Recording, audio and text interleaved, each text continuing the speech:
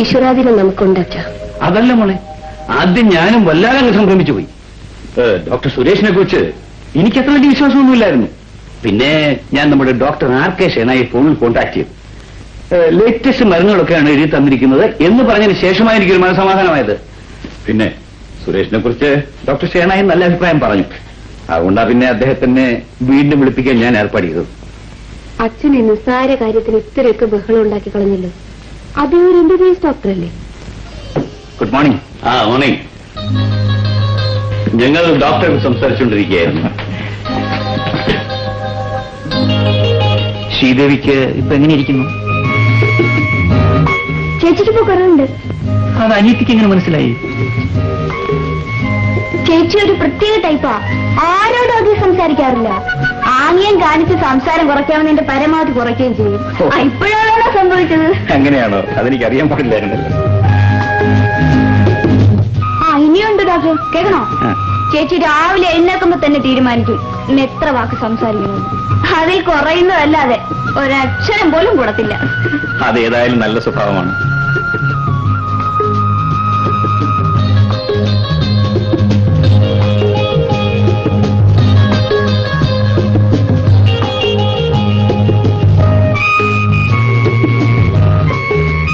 ഇനി ഇഞ്ചക്ഷൻ വേണ്ട, മരുന്ന് കൊടുത്താൽ മതി.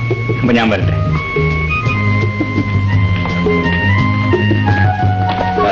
ഡോക്ടർ സുരേഷ്, എക്സ്ക്യൂസ് മീ, ഇതെന്റെ സന്തോഷം. No thanks. എന്തെങ്കിലും വിശേഷമുണ്ടെങ്കിൽ അറിയിക്കണം. ചേച്ചി, പണം കൊടുത്ത് ആരെയും വിലയ്ക്ക് വാങ്ങാമെന്നായിരുന്നല്ലോ അച്ഛന്റെ തത്വശാസ്ത്രം. അതേതായാലും പൊളി. അച്ഛൻ കൊടുത്ത പണം ഡോക്ടർ വാങ്ങിയില്ല.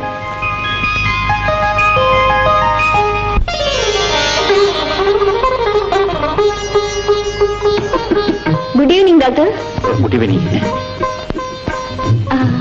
ചേച്ചി ഡോക്ടർ സെലക്ട് ചെയ്തിരിക്കുന്ന സാരി നന്നായിരിക്കുന്നു അല്ലേ? Very nice. Thank you. Sari select ചെയ്യാൻ ഡോക്ടർ മിസ്സിസിനെ കൊണ്ടുവന്നില്ലേ? മിസ്സിസോ? എനിക്കൊരു അനിയത്തിയുണ്ട്, രാധ. നാളെ അവളുടെ പിറന്നാളാണ്. ഈ സാരി അവൾക്കുള്ള പിറന്നാൾ സമ്മാനമാണ്. ഈ സാരിക്ക് എന്ത് വിലയെന്നാ പറഞ്ഞത്? 650 രൂപ. 650 രൂപയോ?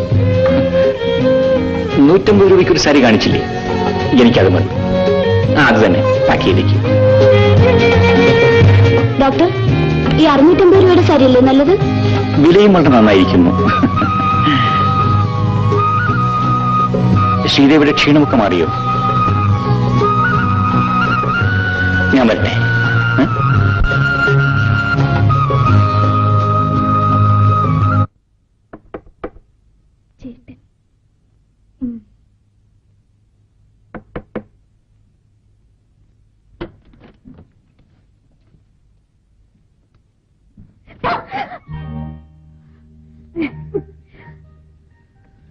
ഡോക്ടർ സുരേഷിന്റെ വീട്ടതല്ലേ?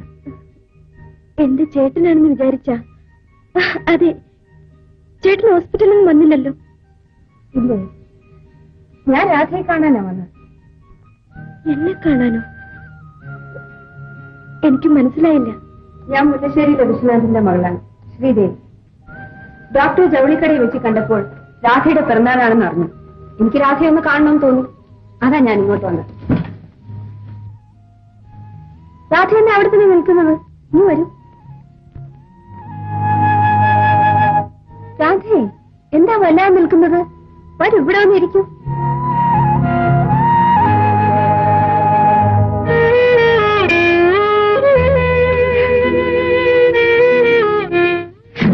അയ്യോ, എന്താ പറ്റി?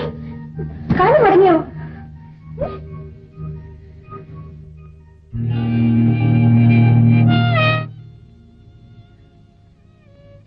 സുന്ദരി പെണ്ണ്,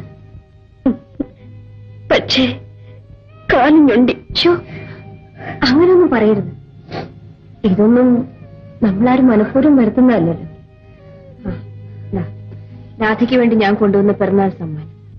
അയ്യോ, ഇതൊന്നും വേണ്ട. ചേട്ടൻ എന്നെ വഴക്ക് പറയും. എനിക്ക് വേണ്ട ചേച്ചി. രാധയോടുള്ള സ്നേഹം കൊണ്ടല്ലേ ഞാനിത് കൊണ്ടുവന്നത്. രാധ ഇത് വാങ്ങാതിരിക്കരുത്. ചേട്ടനൊന്നും പറയില്ല. പ്ലീസ്. ഈ ഇവിടെ ആരെങ്കിലും വന്നാൽ ഈ വരാന്തയിലേക്ക് പോലും ഞാൻ വരാത്തതാണ്. സംസാരിക്കാനോ പരിചയപ്പെടാനോ നിൽക്കാറില്ല. പക്ഷെ ചേച്ചിയെ കണ്ടപ്പോൾ എനിക്കെന്തോ അകന്നു മാറിപ്പോവാൻ തോന്നുന്നില്ല. മോളെ, ഇതാരാണ്? അമ്മേ, ഇതാണ് മുല്ലശ്ശേരിയിലെ ശ്രീദേവി ചേച്ചി. മുഖത്തിന് യോജിച്ച പേര് തന്നെ. അമ്മേ, ഇത് ചേച്ചി എനിക്ക് കൊണ്ടുതന്ന പിറന്നാൾ സമ്മാനമാ. എന്തിനാ മോളെ ഇതൊക്കെ കൊണ്ടുവന്നത്? ഒരു സന്തോഷത്തിന് വേണ്ടിയല്ലേ അമ്മേ? അമ്മ ഒന്നും പറയുന്നു. അമ്മ ചേച്ചിക്ക് പ്രസാദം കൊടുത്തില്ലല്ലോ.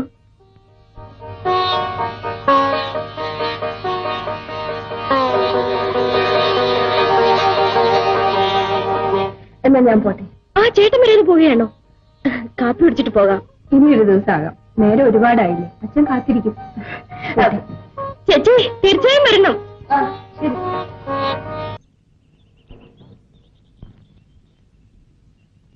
Excuse me. വരൂ, അകത്തേക്ക് പോവാം. താങ്ക്സ്. ഞാനിത് ശ്രീദേവിക്ക് തരാൻ വേണ്ടി കൊണ്ടുവന്നതാണ്.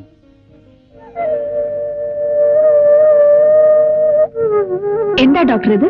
ശ്രീദേവി എന്റെ അനുജത്തിക്ക് ഒരു സാരി കൊടുത്തില്ലേ? അതെ, ഞാനത് രാധയ്ക്ക് പിറന്നാൾ സമ്മാനമായി കൊടുത്താണ്. അതോ ചികിത്സിച്ച ഡോക്ടർക്കുള്ള പ്രതിഫലമായിരുന്നു? ഡോക്ടർ, ഞാൻ രാധയോട് കാണിച്ച സ്നേഹം ഡോക്ടർ ഇത്ര ക്രൂരമായി തെറ്റിദ്ധരിക്കുമെന്ന് ഞാൻ ഒരിക്കലും പ്രതീക്ഷിച്ചില്ല.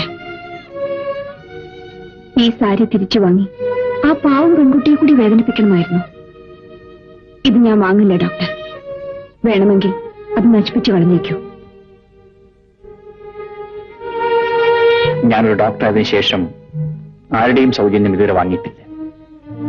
എന്റെ സഹോദരിയും അങ്ങനെ തന്നെ ആയിരിക്കണമെന്ന് എനിക്ക് നിർബന്ധമുണ്ട്. അതിനെതിരായി സംഭവിച്ചപ്പോ അത് തിരുത്തണമെന്ന് എനിക്ക് തോന്നി. രാധ വേദനിക്കരുതെന്ന് കരുതി ഞാൻ മറ്റൊരു സാരി വാങ്ങി. അതാണിത്. ശ്രീദേവിയും ഇതൊരു സമ്മാനമായി സ്വീകരിക്കൂ പ്ലീസ്.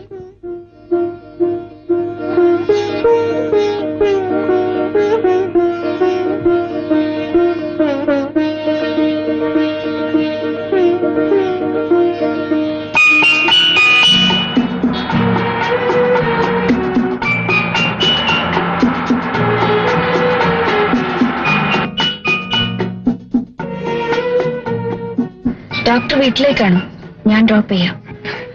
വേണ്ട, എന്റെ വീടിന്റെ അടുത്താണല്ലോ, ഞാൻ നടന്നു പൊയ്ക്കൊള്ളാം. ഇതൊന്നിനുള്ള പ്രതിഫലമല്ല, തിരിച്ചു തരികയും വേണ്ട. കാറി കയറും, ഞാൻ ഡ്രോപ്പ് ചെയ്യാം.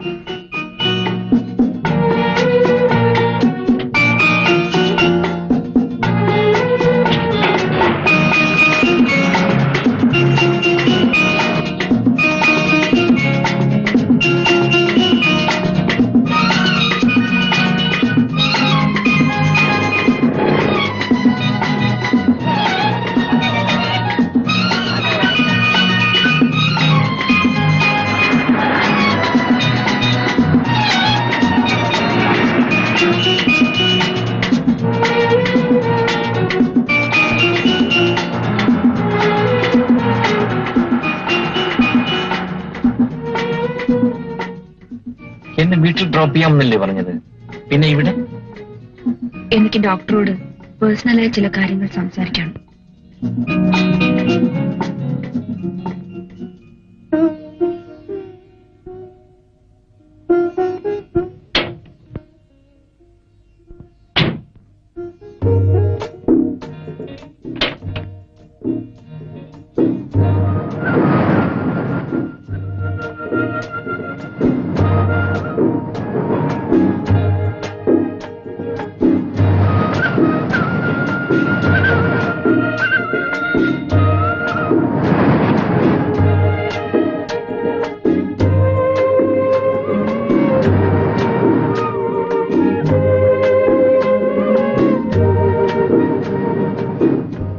എങ്ങനെ തുടങ്ങണമെന്ന് എനിക്കറിയില്ല. കടലിലെ കൂടണക്കം പോലെയാണ് എന്റെ മനസ്സ്.